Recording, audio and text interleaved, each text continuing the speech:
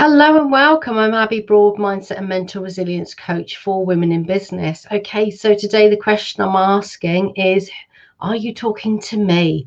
And this is the thing, isn't it? So when we're looking for engagement from our audience, when we want that feedback, when we want to get those results, yeah, it's the golden ticket, isn't it? So getting that engagement, and our clients, our potential clients, our audience, yeah, they need to know that we are talking to them. When you think about what you engage with online, yes, it's a big space. We do a lot of scrolling, don't we? And scrolling with purpose is okay. But this is the thing, isn't it? So think about what you really engage with and which of your posts actually get engagement. So showing up online can be hard, knowing what to say, how to say it, when to say it. We get distracted by what other people are doing, and we start to second guess all of our efforts and start to worry that it's all going to be in vain. We know that our ideal client, or knowing who our ideal client is and showing up for them, we know that that's absolutely what we need to do, and yet we still resist.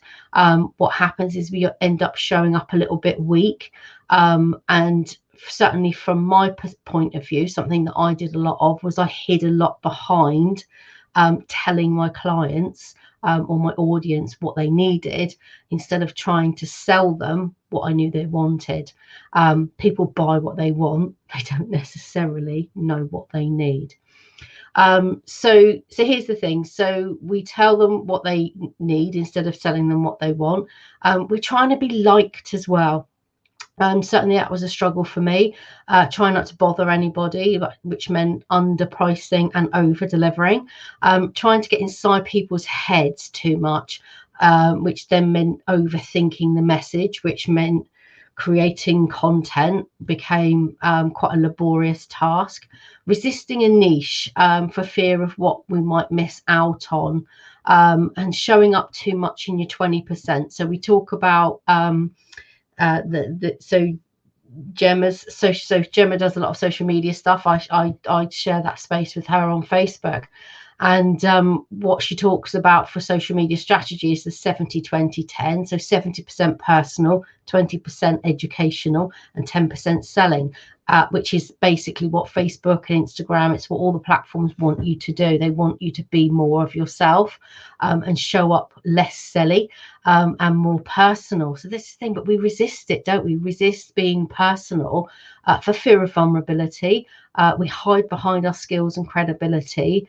Our message becomes a little bit vague, and as I say, this is where, particularly for coaches, it's something that we often do, is we talk a lot about what we do and the credibility of it, and yet we resist that urge to talk about the transformation, because we fear promising a result that we can't guarantee, because as a coach, I'm not the one doing the work.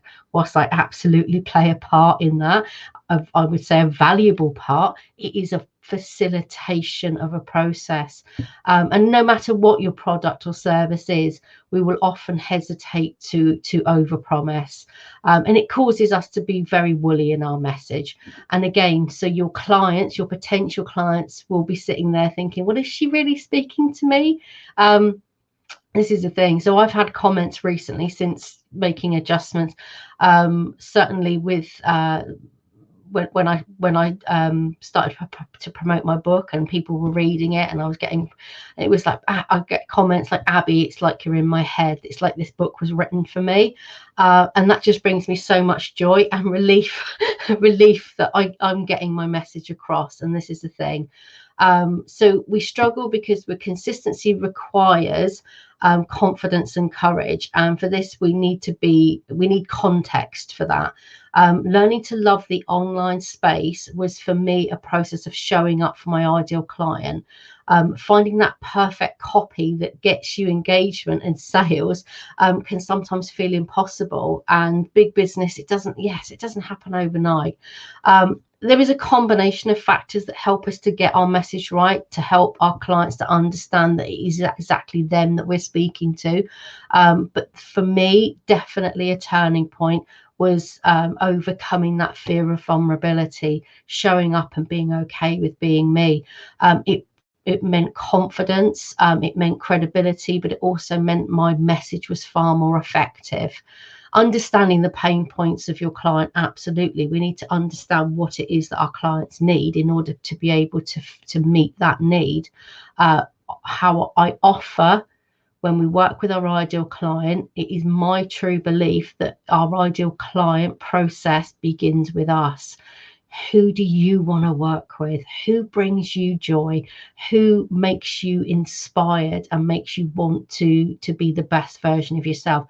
Who could you show up to every single day and not be worried that they can't afford your offer?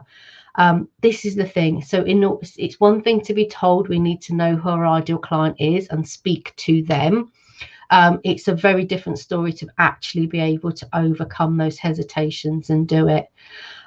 So here's the thing. So when I launched the dog business, so I've been a coach for over 6 years now, and recently, just this year in March, I launched a second business, which was dog boarding for senior dogs. And it's an idea I'd had for a long time, a bit like coaching. It'd been in the pipeline a while. But from the moment we launched, it was literally, it just flew. People were engaged, they were interested, they were sharing, the message landed. This was the thing. And what helped me to be able to do that was to know exactly who my ideal client was, but more importantly, to be confident, to be very, very specific about who we wanted to serve by offering to board only senior dogs. That meant that we had a very specific niche. There are a niche of people out there. Senior dogs have very specific needs, needs that I understood because I've had a senior dog and he was senior for a long time. So when it came to creating that message that would land with my potential clients, I knew exactly what I needed to say to them in order to get them to engage. Showing that I knew and understood exactly how they were feeling. And this is the thing. So what that enabled us to do was to go in at a higher price straight away. I know that the cost of the stress of not being able to leave your dog, to not have someone you can trust, I understand that, and people will pay. This is the thing. So by coming in confident, by setting our business up exactly how we wanted to do it right from the start, but that confidence came because I knew who I wanted to serve. I was able to land that message. I was able to speak exactly to the heart of those clients because I was speaking from my heart. I want to help senior dogs. There's for my reasons, and that meant that my message was far more effective. So here's the thing. So where are you being a bit too vague? Your ideal client is the person you want to work with. So ask yourself, who do I want? Who is going to make me bring my A game? Are you selling the pig and not the sausages? Okay, so we are. It's very easy to sit in that 20% of credibility, isn't it? Hide behind the tools, hide behind the exercises, hide behind the teaching. Yeah, okay, get out there and be you. Building know, like, and trust is absolutely how we build this message. I find my social media, certainly for the dog business now, is effortless. All the things that I was being told to do, show up, just be yourself, just drop a picture of the dog, just be okay with it. It was so easy to do, so easy to do. In order to overcome fear of vulnerability, the strength comes from within, to be okay with not being for everybody. I know that by showing up and saying specifically that I work with women in business, for example, okay, so that excludes quite a lot of people in the market. The fact that I work generally with women over the age of 40, that's who I target because that's who I want to help. I understand what being in business over 40 and over 50 means. With the dog business, yes, I love puppies. Puppies are great. I don't want to look after them. I don't want the energy of that. I will bring my A game and I will show up strong when I am seeking to attract the people that I really want. Because this is the thing, we can go out there sending a message If we're not specific enough, there's a danger that we're going to attract the wrong people. And if you've ever attracted the wrong people into your business and had to coach or be a therapist or offer a service to somebody that did not bring you joy, it's awful, it's horrible, and it's not effective. So knowing that you have a very specific message and that you are speaking to a very specific client, you can trust your body, because this is the thing, your gut remembers. So if you've made mistakes in the past, and I did, at the beginning of my coaching business, I tried to coach everybody, and I tell you now, it was horrendous. My gut is only just starting to forgive me for that. Okay, so when I show up, I am laser focused with who I want, because I cannot put myself in that jeopardy again. So if you've been out there, if you're sending a message, if you're being too woolly, there's that fear of getting the wrong people, isn't there? Be specific, show up for the people you really want, and only for the people that you want, and your confidence will grow, your courage will grow, and your message will get stronger. So building know, like, and trust is absolutely what you want to do. Show up like you're talking to friends. This is the thing, when I show up to do things like this, I often have a very, very specific actual client in mind. Sometimes I'm usually inspired by a conversation or a session that I've had, or an idea, usually based around a struggle that an actual client is having.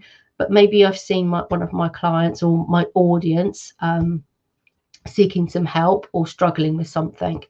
So when I show up, I sit here and I imagine that I am literally speaking to that person, giving them that message. And what that does is it helps me to be very focused in what I'm doing. But it also helps me to bring my confidence and to enjoy it, because I feel when I show up for that ideal client like I'm making a difference. Okay, so leave your comments. Let me know what you want. So what can I do to help you today? Tell me what you want in the comments. Where are you struggling? What needs to happen in your business that's not happening? Where are you falling short? Do you need some help with your ideal client? What are you struggling with? Let me know in the comments, and I will come back and help. Okay, have a super, super day. I'll see you soon.